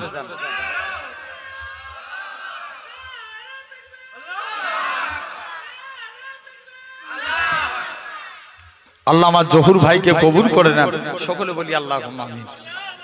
জেনে রেখে দেন এই মজলিস কবুলিয়াত মজলিস। কত বুঝতে পারছেন না আমার ভাইরা, আব্বারা, তরুণেরা? আচ্ছা তাহলে দিনে একটা মানলে বছরে কটা মানা হবে? 365টা। আমরা দিনে একটা মানবো, বলো ইনশাআল্লাহ। এই বছরে একটা করে, মাসে একটা মানবো। আচ্ছা আমরা সবাই ভাত খাই তো, হ্যাঁ কি না? একটা কাজ করতে পারবেন? বলো ইনশাআল্লাহ। তাহলে বলবো হবে যে মাকে যে বলবেন, মা যাদের বিয়ে হয়নি, মাকে যে বলবেন, মা আমাকে দস্তরখান বিছিয়ে দাও, নাহলে আমি ভাত খাবো না। কি বিছাতে বলবে? দস্তরখান। যাদের বিয়ে হয়ে গেছে স্ত্রীকে যে ডেকো, স্ত্রী তুমি আমাকে দস্তরখান বিছিয়ে দাও, নাহলে আমি ভাত খাবো না। আমার মায়েরাও যারা ওয়াজ শুনছেন, স্বামীদেরকে ভাত দিবেন, স্ত্রীদেরকে ভাত দিবে, আপনার ছেলেদেরকে ভাত দিবেন, দস্তরখান তলায় বিছিয়ে রাখবেন। জানবেন দস্তরখান বিছিয়ে ভাত খাওয়া সুন্নাতে রাসূল। জোরে বলবেন না? আচ্ছা এটা কোনো চাপের কাজ? কোনো চাপের কাজ? দস্তরখান বিছাতে 10 মিনিট সময় লাগবে? 5 মিনিট? 1 মিনিটও লাগবে না। যখনই ভাত খাবেন দস্তরখান বিছিয়ে ভাত খাবেন, একটা সুন্নত মানা হবে। আর নবী বলছে যে মরণ পর্যন্ত আমি নবী আমার একটা সুন্নতের উপর আমল করবে। দুটো আগুন যেমন পাশাপাশি থাকে, আমি আর সেই ব্যক্তি আল্লাহ জান্নাতে পাশাপাশি থাকব। আরো জোর করে বলা গেল না? এটা হলো একদিন আল্লাহর নবী, একটা হাদিস বলি শুনেন। আল্লাহর নবী একদিন হযরতে আনাস, আল্লাহর নবী কিছু খেয়ে আনাসের দস্তরখানে হাত মুছেছিলেন। কার দস্তরখানে? জোর করে বলো। আনাস বলেন আমি দস্তরখান কোনোদিন পানি দিয়ে ধুতাম না। কি দিয়ে ধুতিনি? পানি দিয়ে। আমি যখনই দস্তরখান ময়লা হতো আগুনে ফেলে দিতাম। আচ্ছা বলেন তো বাপ, কাপড় আগুনে ফেললে কি হবে? পুড়ে যাবে না? যে কোনো কাপড়ে আগুনে দেন, পুড়িয়ে দিবে। মানুষ আগুনে পুড়ে গেলে, গ্যাস জ্বলে গেলে পুড়ে যায় না? আর কাপড় তো কোন ছাই, জেনে রেখে দেন, কাপড় আগুনে দিলে পুড়ে যাবে। কোন আনাস? যিনি নবীর দরবারে গোলামতি করতেন, উজুর পানি, জুতো মুবারক বা বইয়ের কাজ করতেন। আল্লাহ নবী ডাকছে, বাবা আনাস, তুমি আমি নবী, আমার কাছে কিছু চাইবে না? হুজুর মন চাই কিন্তু চাইবে না। কেন রে? হুজুর আমার মা নিষেধ করেছে। যা মায়ের কাছে চলে যা। মা, নবীর কাইদি কি চাইবো? মা বলে, বাবা চাইতে যদি হয় মুস্তাফা নবীর কাই দিয়ে আল্লাহ জান্নাতে ডান দিকে জায়গাটা আছে। মা, ডান দিক যদি না পাই বাম দিকটা নিবে। মুসলমান ঘরের ছেলে মেয়েরা, আব্বারা, তরুণেরা, হে নবীর প্রেমিকেরা, হযরতে আনাস আল্লাহ নবীর হুজরা মুবারকে চলে গেলেন। ইয়া রাসূলুল্লাহ, হাবিবাল্লাহ, ইয়া রাসূলুল্লাহ, হাবিবাল্লাহ, আল্লাহ জান্নাতে আপনার ডান দিকে জায়গা চায়। আল্লাহ নবী বলে, ওগো বাবা আনাস, এটা মানা যাবে না। বাবা অন্য কিছু চাও। হুজুর বাম দিকটা দেন, এটাও দেয়া যাবে না। বাবা অন্য কিছু চাও। হযরতে আনাস বলে, ইয়া রাসূলুল্লাহ, হাবিবাল্লাহ, আমি আনাসের মনের ইচ্ছা, আমি আনাসের মনের তামান্না, আল্লাহ জান্নাতে আপনার ডান দিকে জায়গা চাইলাম, এটা তো পেলাম না। বাম দিকখানা চাইলাম, এটা তো পেলাম না। আল্লাহ জান্নাতে আপনার সামনের দিকে জায়গাটা চাই। আল্লাহ নবী কি বলেছিলেন? ও বাবা আনাস, মনে কষ্ট লিওনি বাবা, মনে দুঃখ লিওনি। আমি রাসূলুল্লাহ জানিয়ে দিলাম, আল্লাহ জান্নাতে সামনের দিকে জায়গাটা আমি নবী তোমার রেখে দিয়েছি। সেই আনাস বলেন, আমি দস্তরখান পানি দিয়ে ধুতাম না, যখনই ময়লা হতো আগুনে ফেলে দিতাম। আগুন থেকে দস্তরখান তুলে নিতাম, আগুন পরিষ্কার, কাপড় পরিষ্কার। সাহাবারা বলে, আনাস তুমি এই জাদু শিখলে কোথায়? আনাস বলে, এটা জাদু না, এটা মুস্তাফা নবীর হাতের ছোঁয়া। আরো জোরে বললেন না? নবী হাতে ছোঁয়া দিয়েছে, আগুনের ক্ষমতা নাই কাপড়কে পুরাতে পারে। এগুলো তো জীবদ্দশায় ঘটেছে। ইন্তেকালের পরের কথা বলছি। একটা মদিনা মুনাওয়ারার এক ইমাম ছিল, নাম আসেম রহমাতুল্লাহ আলাইহি। রাস্তা দিয়ে আপনার তিনি একদিন কি করছেন? আসেম তিনি একদিন মুখ দিয়ে কথা বলছে, মুখ দিয়ে খুশবু বার হচ্ছে। আরো জোরে বলো, কি বার হচ্ছে? খুশবু। আচ্ছা, আমরা যদি ব্রাশ না করি, দাঁতন না করি, মেসওয়াক না করি, আমাদের মধ্যে দিয়ে কি বার হবে? গন্ধ বার হবে। আসেমের মুখ দিয়ে খুশবু বের হচ্ছে। সবাই মিলে যে বলছে, আসেম তোমার মুখ দিয়ে এত খুশবু বার হয় কেন? মুসলমান ঘরের ছেলে মেয়েরা, আব্বারা, তরুণেরা, হে নবীর প্রেমিকেরা, হযরতে আসেম বলে, ও বাবা মুরিদেরা, আমি আসেম একদিন হঠাৎ করে বাড়িতে ঘুমিয়ে আছি, এসে দেখি নাকি আল্লাহ নবী দিন দুনিয়া বাদশাহ হাবিবুল্লাহকে জনাবে মুহাম্মদুর রাসূলুল্লাহ সাল্লাল্লাহু আলাইহি সাল্লাম আমি আসেমের বাড়িতে চলে আসলেন। আমি আসেম আল্লাহ নবীর তাজিমে দাঁড়িয়ে গেলাম। আল্লাহ নবীর সাথে আবু বকর ওমর আছে, তারা তিনজন মিলে এসে আল্লাহ নবী বলে, বাবা আসেম তুমি আমি নবী, আমাকে একটু কোরআন পড়ে শোনাও। হযরতে আসেম বলে, ইয়া রাসূলুল্লাহ, হাবিবাল্লাহ, ইয়া রাসূলুল্লাহ, হাবিবাল্লাহ। আল্লাহ নবী সম্মানে দাঁড়িয়ে দাঁড়িয়ে কোরআন পড়ে, কোরআন পড়া কমপ্লিট হয়ে গেল। আল্লাহ নবী বলে, ও বাবা আসেম তুমি আমি নবী, আমাকে কোরআন শুনিয়ে আমি নবী আমার অন্তরকে ভরিয়ে দিয়েছো। আমি নবী আমার দিলকে খুশি করে দিয়েছো। ও বাবা আসেন, তুমি আজকের দিনে চলে যাও বাবা, চলে যাও। তুমি তোমার জিহ্বাখানা বার করো। হযরতে আসেন জিহ্বাখানা বার করলেন, আল্লাহ নবী একটুখানি থুতু লাগিয়ে দিলেন। হযরতে আসেন বলে, আল্লাহর কসম, নবী থুতু লাগার সাথে সাথে আমি আসেমের মুখ থেকে আমার আল্লাহ খুশবু চালু করে দিয়েছে।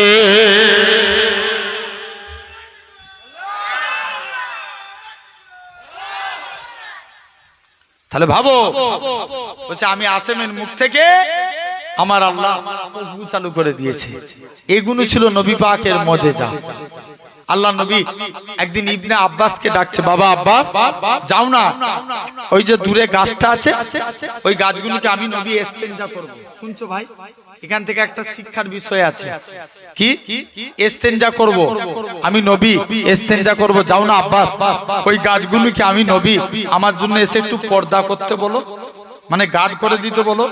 আমরাও ধরেন অনেকে রাস্তার প্রোগ্রামে, রাস্তায় দূর প্রোগ্রামে যাচ্ছি, লং ড্রাইভে রাস্তায় যাচ্ছেন, ইস্তেঞ্জার দরকার আছে না নাই? তাহলে যখন ইস্তেঞ্জা করবেন দেখবেন সামনের দিক যে জায়গাটায় ঝোপঝাড় এরকম দেখে ইস্তেঞ্জা করতে বসবেন, জানবেন এটা সুন্নাতে রাসূল। জোরে বলবেন না? ইবনে আব্বাস এখন গাছের কাছে চলে গেছে। আচ্ছা গাছ আসবে? হ্যাঁ, গাছ চলতে পারে? কথা বলেন। আর ইবনে আব্বাস যে বলছে, গাছ তোমাকে বিশ্ব নবী ডাকছে।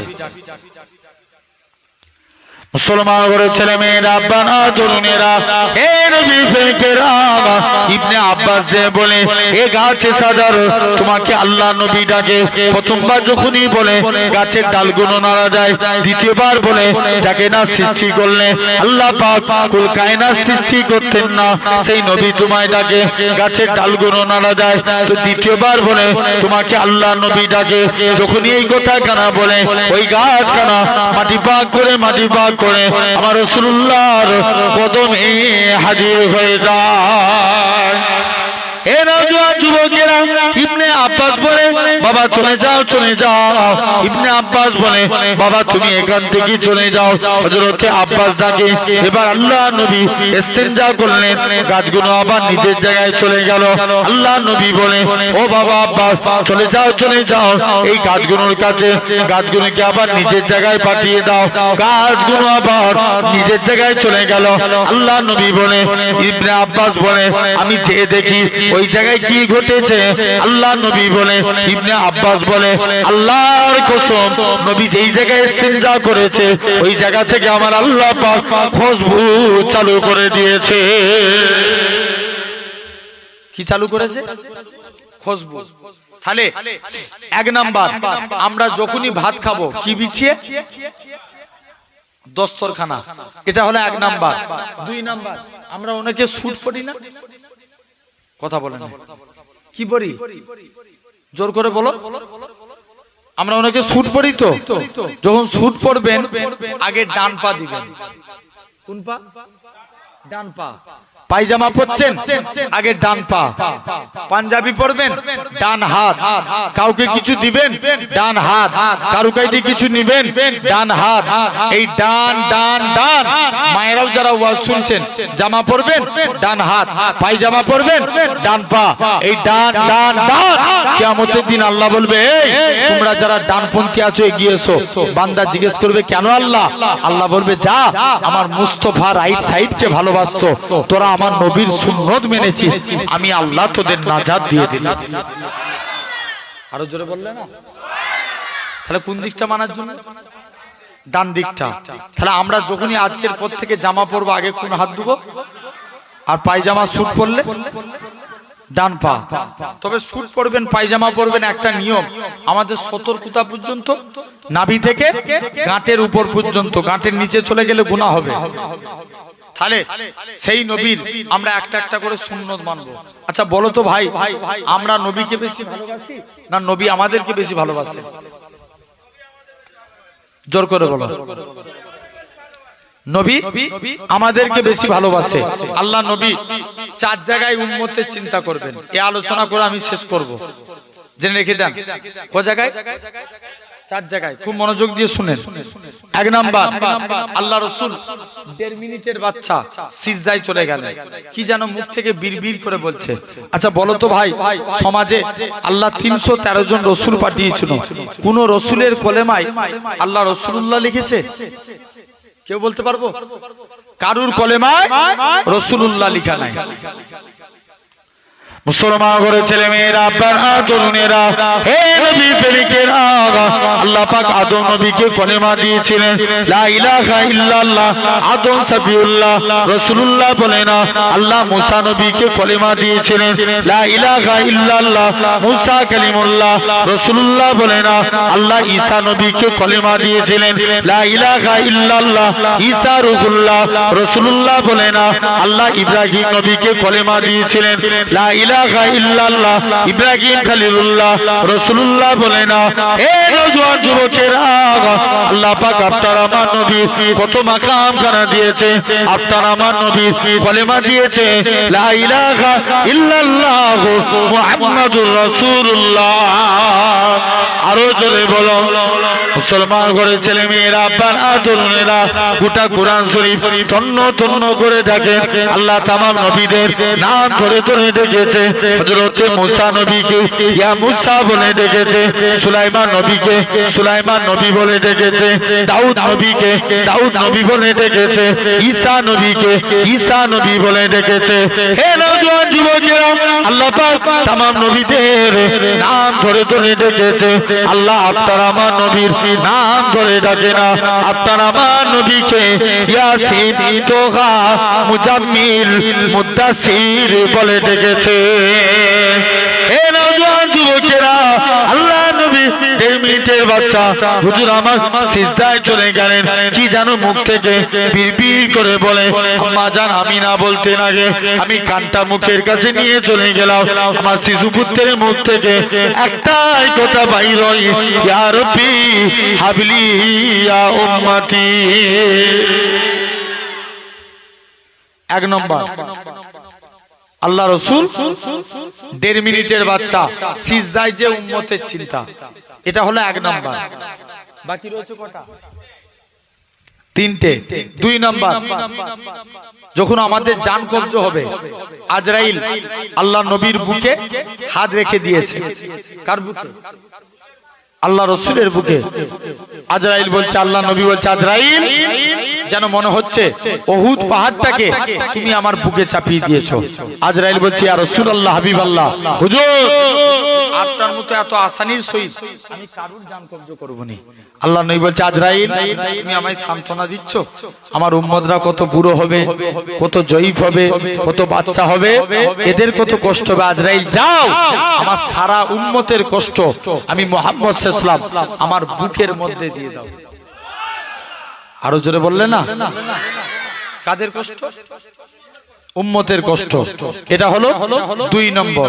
3 নম্বর, আচ্ছা বলো তো ভাই, এখন আমরা দরুদ পড়ি কার উপরে? নবীকে যখন কবর থেকে তোলা হবে, নবী তখন উম্মতের চিন্তা করবেন।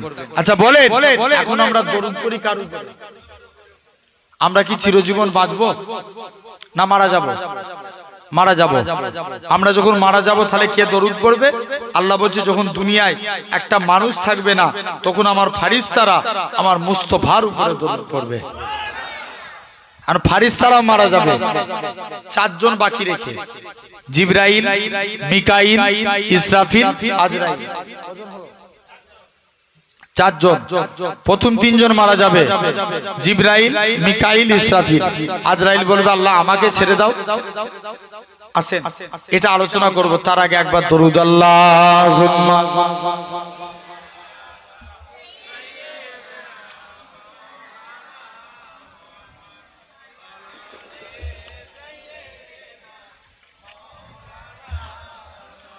দরুদ শরীফ আল্লাহুম্মা।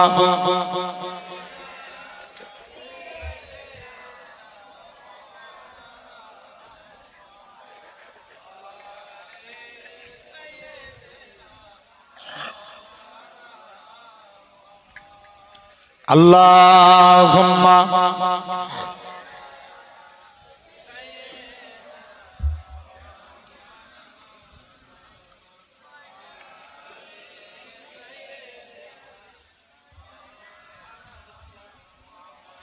ইয়া রাসূলুল্লাহ ইয়া হাবিবাল্লাহ ইয়া রাসূলুল্লাহ ইয়া হাবিবাল্লাহ আমি ধন্য গো রাসূল আপনাকে পেয়ে। জোরে বলবে না, আরো জোরে হলো না? আমি ধন্য গো রাসূল আপনাকে পেয়ে, আমি আরো বেশি ধন্য আপনার উম্মত হয়ে। জোরে বললে না? আমি ধন্য গো রাসূল আপনাকে পেয়ে, আমি সব নিয়ামত পেয়েছি আপনার, আমি সব নিয়ামত পেয়েছি আপনার সদকায়, তাই তো আমি আল্লাহর পরে আপনার গুণ গাই, আপনার গুণ গাই, আপনার গুণ গাই। আমি গাইব গুণগান আপনার মোহাব্বত নিয়ে, আমি গাইব গুণগান, আমি গাইব গুণগান আপনার মোহাব্বত নিয়ে। আমি মরতে চাই আপনার প্রেমিক হয়ে। আরো জোরে হয় না? ইয়া রাসূলুল্লাহ ইয়া হাবিবাল্লাহ ইয়া রাসূলুল্লাহ ইয়া হাবিবাল্লাহ। নিদান কালে করব যখন নফসি নফসি, দয়ার নবী কাঁদবে মোরা কেমনে বাঁচি, কেমনে বাঁচি, কেমনে বাঁচি। মরা শ্রেষ্ঠ নবীর উম্মত হতে পেরেছি, মরা শ্রেষ্ঠ নবী, মরা শ্রেষ্ঠ নবীর উম্মত হতে পেরেছি। যাহার দিকে সব নবীরা রইবে তাকিয়ে, ধন্য গো রাসূল আপনাকে পেয়ে, আমি ধন্য গো রাসূল আপনাকে পেয়ে। আল্লাহুম্মা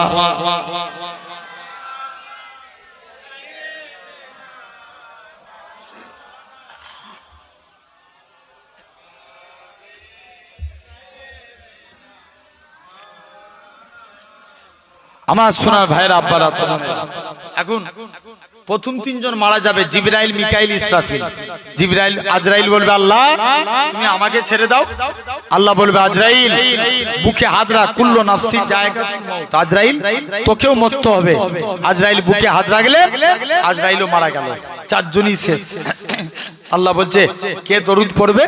আল্লাহ বলছে যখন দুনিয়ায় একটা মানুষ থাকবে না, জিন থাকবে না, ফারিস্তা থাকবে না, যখন কেউ আমার নবীর উপরে দরুদ পড়ার থাকবে না, তখন আমি আল্লাহ একা আমার হাবিবের উপরে দরুদ পড়ব। কে দরুদ পড়বে? আল্লাহ। আল্লাহ আবার চারজন ফারিস্তাকে সৃষ্টি করবেন। আল্লাহ জিবরাইলকে ডেকে বলবে জিবরাইল যাও তুমি আমার নবীকে কবর থেকে তুলো। জিবরাইল বলবে আল্লাহ আমি মারা গিয়েছিলাম না, নবীর কবর কোথায় ভুলে গেছি। আল্লাহ বলবে জিবরাইল যা তুই মাটিকে যে জিজ্ঞেস কর। কাকে জিজ্ঞেস করবে? মাটিকে। এই মাটি নবীর কবর কোথায়? মাটিও বলতে পারবে না। মাটি বলবে আল্লাহ কিয়ামতের আগে জিবরাইল আল্লাহ আমি মাটিকে এমন উলটপালট করেছে কে কোথায় চলে গেছে আমি মাটিও বলতে পারবো না। আল্লাহ বর্তমানে বিলালের কবর আর নবীর কবর 1000 মাইল ডিস্টেন্স। কত মাইল বললাম? 1000 মাইল। কিন্তু কিতাবে এসেছে কিয়ামতের দিন নবীর পায়ের দিক থেকে বিলাল হুজুরকে তোলা হবে। আরেকটু জোর করে বললে না? কোন দিক থেকে? পায়ের দিক থেকে। কোন বিলাল? কালো বলে কেউ মুসাফা করতো না। মুসলমান ঘরের ছেলে মেয়েরা, আব্বারা, তরুণেরা, হে নবী প্রেমিকেরা, আল্লাহ নবী বলে ও বাবা বিলাল চলে যাও, চলে যাও, তুমি একখানা খুরমা নিয়ে আসো। হযরত বিলাল একখানা খুরমা নিয়ে আসলেন। আল্লাহ নবী বলে বাবা বিলাল তুমি অর্ধেক খুরমা খাও। হযরত বিলাল অর্ধেক খুরমা খেলেন, বাকি অর্ধেক খুরমা খানা আল্লাহ নবী খেতে যায়। আল্লাহ নবী হযরত বিলাল আল্লাহ নবী কদমে পড়ে যায়, ইয়া রাসূলুল্লাহ হাবিবাল্লাহ, হুজুর আপনার গোলাম আমি, হুজুর আপনার জুতা আমি খাবো, হুজুর আপনি আমার জুতা খাবেন। না না না না, এটা মানা যাবে না, এটা মানা যাবে না। ও যুবকেরা, আল্লাহ নবী বিলালের জুতা কারাকে আমার রাসূলুল্লাহকে প্রমাণ করে দিয়েছিলেন। আমার রাসূলুল্লাহ হযরত বিলালকে কতটাই না মহব্বত করে থাকে। কোন বিলালের কথা বলি, আমার রাসূলুল্লাহ যখন কাবা শরীফটা পুনর্নির্মাণ করলেন, আমার রাসূলুল্লাহ হযরত বিলালকে কাবার ছাদে তুলে দিও। এ হযরত বিলাল, কাবার ছাদে উঠে যাও, কাবার ছাদে উঠে যা জান দাও। হযরত বিলাল বলতে লাগে, ইয়া রাসূলুল্লাহ, হাবিবাল্লাহ, কখনো মদিনা শরীফ থেকে কাবার দিকে মুখ করে আযান দিয়েছি, কখনো বাইতুল মুকাদ্দাসের দিকে মুখ করে আযান দিয়েছি। ইয়া রাসূলুল্লাহ, হাবিবাল্লাহ, হুজুর আজকে আপনি আমি বিলালকে কাবার সাথে তুলে দিয়েছেন, আমি কোন দিকে ফিরে আযান দেব? আমার রাসূলুল্লাহ কি বলেছিলেন? এ হযরত বিলাল, তুমি কি আমি নবী আমায় দেখতে পাচ্ছ না? আমার দিকে ফিরে আযান দাও। আমার রাসূলুল্লাহকে আল্লাহ পাক কাবা বানিয়েছে। সেই বিলাল এখন নবী বলতে পারবে না, জিবরাইল বলতে পারবে না আল্লাহ তোমার নবী, তোমার উম্মতরা এখনো তাদেরকে কবর থেকে তোলা হয় না। আল্লাহ নবীর মন খারাপ। মুসলমান ঘরে ছেলে মেয়েরা, আব্বারা, তরুণীরা হযরত জিবরাইল আমিন আল্লাহর কাছে চলে যাবে। ওরে আল্লাহ পাক, আপনার হাবিবের মন খারাপ, আমার আল্লাহ জানাবে, এ হযরত জিবরাইল, চলে যাও, চলে যাও, আমার হাবিবকে জানিয়ে দাও, আমার হাবিবের 70,000 উম্মতকে আমি আল্লাহ বিনা হিসাবে নাজাত দিয়ে দিলাম। আল্লাহ নবী বলবে, জিবরাইল, এতে আমি নবী, আমার মন ভরে না, তুমি আরেকটু বানিয়ে নিয়ে আসো। হযরত জিবরাইল আমিন আল্লাহর কাছে চলে যাবে। ওরে আল্লাহ পাক, আপনার হাবিব আরেকটু বাড়াতে বলে আমার আল্লাহ জানাবে, এ হযরত জিবরাইল, চলে যাও, চলে যাও, আমার হাবিবকে জানিয়ে দাও, ওই 70,000-এর এক একজন 70,000 করে নাজাত দিলেই যাবে, যার পরিধি হলো একসঙ্গে 4,90,00,000 মানুষ বিনা হিসাবে আল্লাহর জান্নাতি হবে। কোটি? জোর করে বলো। 1 কোটি নয়, 4 কোটি, 4,90,00,000। কত? তাহলে এটা হলো 3 নাম্বার। আর লাস্ট কিয়ামতের দিন নবী উম্মতের চিন্তা করবে। কোন দিন? কিয়ামতের দিন সব নবীর উম্মতের চেহারা আগুনে পুড়ে পুড়ে কালো হয়ে যাবে, তাদের হাতে আগুনের বেরি পরানো হবে, পায়ে আগুনের চেন, গলায় আগুনের শিকল, কিন্তু আমার আপনার নবীর উম্মতের চেহারা কালো হবে না, এদের হাতে আগুনের বেরি পরাবে না, পায়ে চেন দিবে না। মালিক ফারিস্তা জিজ্ঞেস করবে, আল্লাহ এরা কারা? আল্লাহ বলবে, মালিক চুপ কর, এরা আমার হাবিবের উম্মত। আরো জোরে বললেন না? নবী জাহান্নামের দিকে একটা চেয়ার, জান্নাতের দিকে দুটা। নবী জিবরাইলকে জিজ্ঞেস করবে, জিবরাইল, জাহান্নামের দিকে একটা চেয়ার, জান্নাতের দিকে দুটো, ব্যাপার কি? জিবরাইল বলবে, ইয়া রাসূলুল্লাহ, জাহান্নামের দিকে চেয়ারটা এটা আপনার জন্য, কেননা আপনার উম্মতগুলোকে যখন জাহান্নামের দিকে নিয়ে যাবে, আপনি আল্লাহর জাহান্নামের দিক থেকে আপনার উম্মতগুলোকে জান্নাতের দিকে পাঠাবেন। জান্নাতের দিকে দুইটা চেয়ার, আপনার দুটো নাতি ইমামে হাসান হুসাইনের জন্য, আপনার নাতি দুটো, আপনার উম্মত গুলোকে ওয়েলকাম জানিয়ে আল্লাহ জান্নাতে প্রবেশ করাবে। তাহলে সেই নবীকে আমরা ভালোবাসবো, বলো ইনশাআল্লাহ। আল্লাহ কবুল করেন। এতটুকুনি থাক, আর যে 4টে পয়েন্ট বাকি রইলো, আল্লাহ যদি মৌকা দেয় ইনশাআল্লাহ আবার পরে আলোচনা হবে। আল্লাহ কবুল করে নেন। আমার ভাইরা, আব্বারা, তরুণেরা, কষ্ট পেলেন না? আর নয় ভাই, কারণ আচ্ছা আর একটা বলতে বলছে। আচ্ছা আর একটা পয়েন্ট, আমরা যদি আল্লাহর মুমিন বান্দা হতে চাই, জবানকে ঠিক করা লাগবে। জবান, আমাদের জবান ঠিক হয়। এখন দেখবেন যুবক ছেলেরা কথায় কথায় গালিগালাজ, এক একজন এত রকম কোয়ালিটির গালিগালাজ জানে, 10-15 ধরনের। বলবো যে না ঠিক বলছি? ঝগড়া হলে খরচা করে, আছে না? জেনে রেখে দেন। দেখবেন অনেকে আবার নাম ধরে ধরে রাগায়। আমাদের ওই সাইডে এক লোকের নাম রেজাউল, তাকে ডাকে 1.5 ব্যাটারি বলে। নাম কি? রেজাউল, ডাকে কি বলে? 1.5 ব্যাটারি। দেখবেন কদিন আগে একটা ভিডিও খুব ভাইরাল হয়েছিল, এক বুড়িকে 63 বললেই রেগে যেত। কত? 63। তাহলে জবানে ঠিক করো। আল্লাহ নবীর কাছে একটা যুবক ছেলে গেল, যে বলছে হুজুর আমি আমল করতে চাই, ভালো হতে চাই, আমাকে আমল বলুন। নবী বলছে বাবা কথা দে, জীবনে মিথ্যে কথা বলবো নি। যুবক একদিন মদ খেয়ে নবীর দরবার হাজির। আল্লাহ নবী জিজ্ঞেস করছে বাবা তুমি মদ খেয়েছো? বলছে হুজুর আমি কথা দিলাম, ওয়াদা করেছিল কি বলবো না, জোর করে বলো, মিথ্যা কথা বলবো নি। বলছে হুজুর মদ খেয়ে ফেলেছি, তবে কথা দিলাম আজ জীবনে মদ খাবো না। জোরে বলবে না?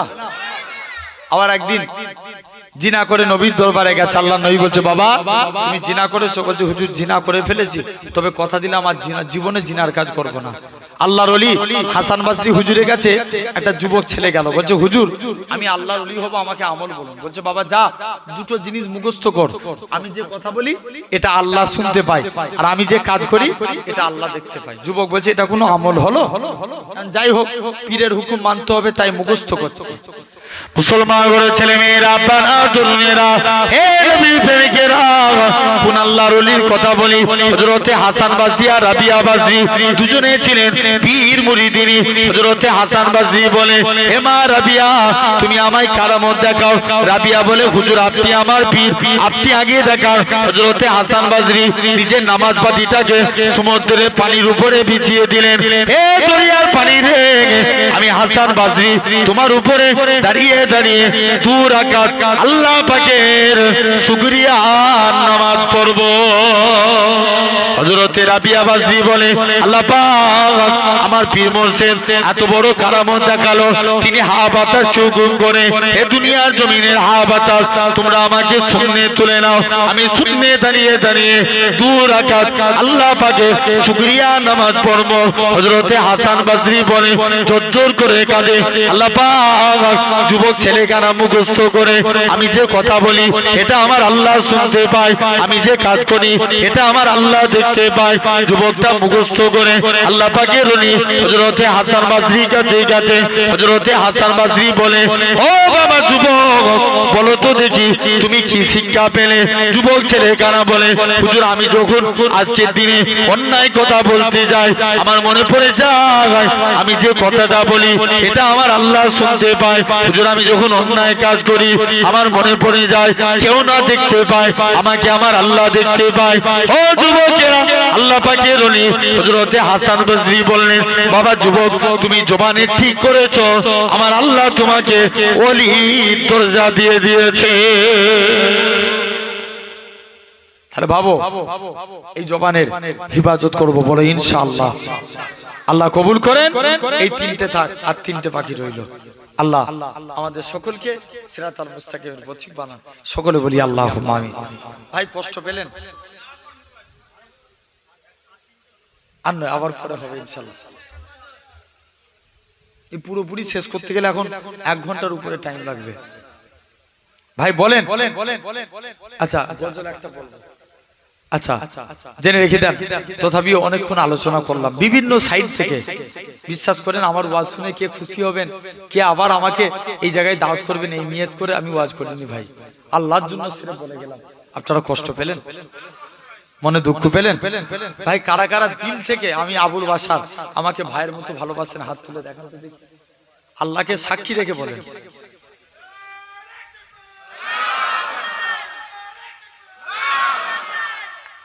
আলহামদুলিল্লাহ, আল্লাহ কবুল করেন। সকলে আমার জন্য দোয়া করেন, আমি আপনাদের জন্য দোয়া করি। আসেন একটু আমি গজল বলবো, একটু পাক মাহফিলে দাঁড়িয়ে নবীর সামনে আমরা সালাম দেব। একটু সকলে দাঁড়িয়ে যান, সকলে দাঁড়িয়ে যান। ইয়া নবী